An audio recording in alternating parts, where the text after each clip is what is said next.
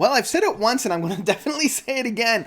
Us progressive rock fans have been eating good this year. And man, the dishes just keep dishing out. So let's dive into this next one.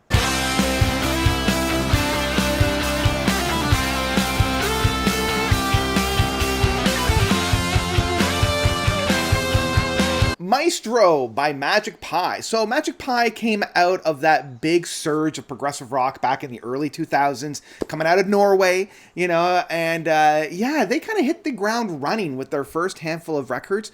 Gotta be honest though, it wasn't until their 2011 record of The Suffering Joy that made me turn my head and be like, oh, these guys have actually something new to say.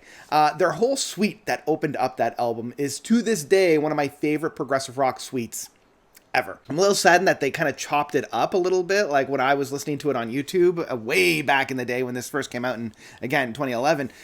It was just like a 20-minute suite, and that is the perfect way to listen to it. And so I've always kind of had my eye on the prize for these guys because I know they've got the goods.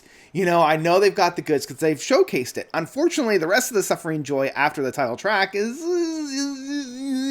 we kind of fall into that very easy mold that I find a lot of this kind of retro symphonic prog groups do, where it's just kind of same, like they're always kind of passing the buck right back to, it's like, okay, this sounds like this, and this sounds like that, and that sounds like that. It's kind of a representation rather than an invigoration or like a revolution kind of thing, and I'm always kind of keeping my finger on the pulse for a band that can really like wow me, either through very catchy hook, very catchy, choruses, memorable moments, build-ups and payoffs. And I know these guys have the goods, but I found like King for the Day, their 2015 release, and then Fragments of the Fifth Element in 2019, both were fine, but they didn't really leave any kind of lasting impression for me. So when it came to Maestro, the latest release that we have here, I was just kind of coming in lukewarm. We kind of came from two albums that were fine, but, I didn't really come back to them as I did The Suffering Joy, or even their first two records of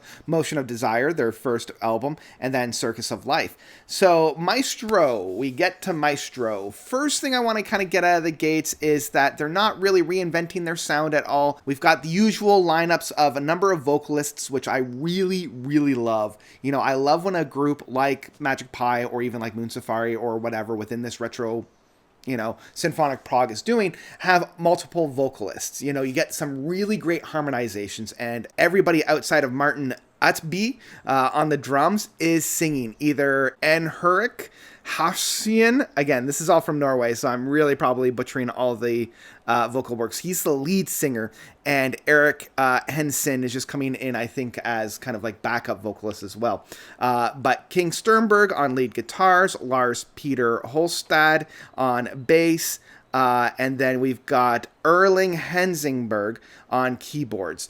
The boys have been playing together pretty regularly now, and so you can feel that there's this sense of unity. It feels like a family is constructing a lot of these tracks.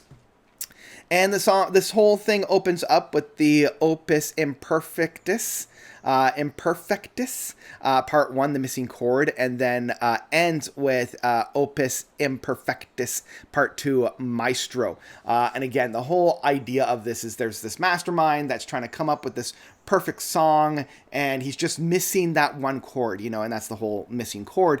And then at the end, he finally finds it and he constructs this perfect song. It's very similar to, I don't know, like Mr. Holland's Opus, and I was feeling in the same vein that they're building up this character to be like this grand presence that's creating this massive statement, and then when you hear the song, it's like it's a good song, but I don't know what all the pomp and circumstance is. Now that being said, opening up and closing this piece the way that they're doing, love it. I love when a band does this. I love when we have bookends, right? And the actual music that's found on here, very catchy, very memorable, and this is what I love about this retro kind of prog. And opening it up with an 18-minute track, 18 and a half minutes, perfect way to do it. It gets my appetite whetted. I'm really excited for the music that's found on here. They're showing, once again, the build-ups, the payoffs, the dripping harmonizations, everything that I love about this kind of retro prog. Is it as high as, say, The Suffering Joy? Probably not, but is it a good time from start to finish? Absolutely. I want to talk a little bit about the smaller tracks, because this is the make or break moment. You know, it's one thing to have a beautiful masterworks of a 18 to 20 minute track on your record. It'll make me come back for sure. But do I want to listen to the album from start to finish? And that is where those smaller tracks kind of make or break an album. It's part of the reason why I never really come back to the Suffering Joy as an album, rather than I just come back to the actual track itself. And honestly, the album does shine pretty well within those smaller pieces. You've got By the Smoker's Pole, Name It to Tame It, Kiddo, Someone Else's Wannabe, and then Everyday Hero.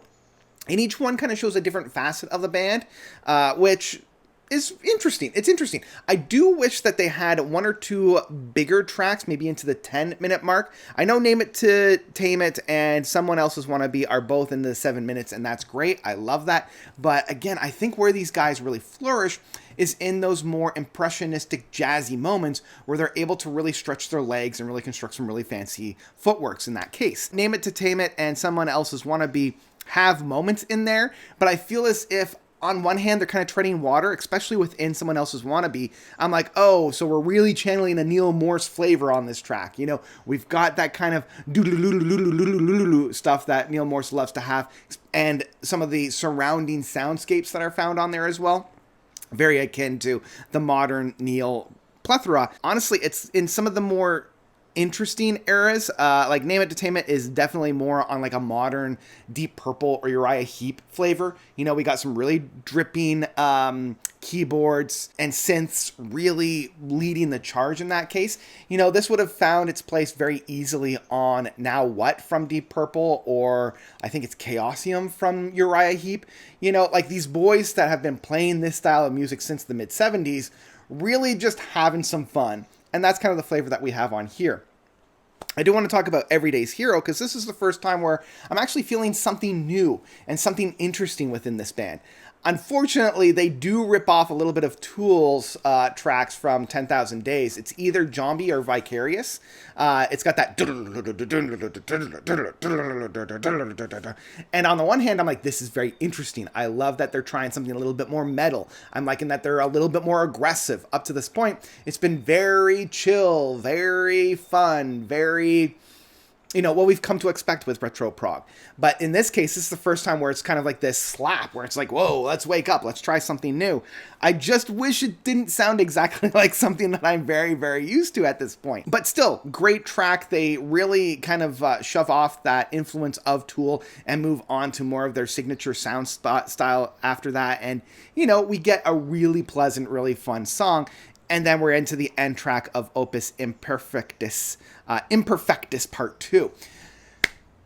So all that being said, I know that's a really quick and dirty whirlwind of this album. I think that this is probably their best record to date from start to finish.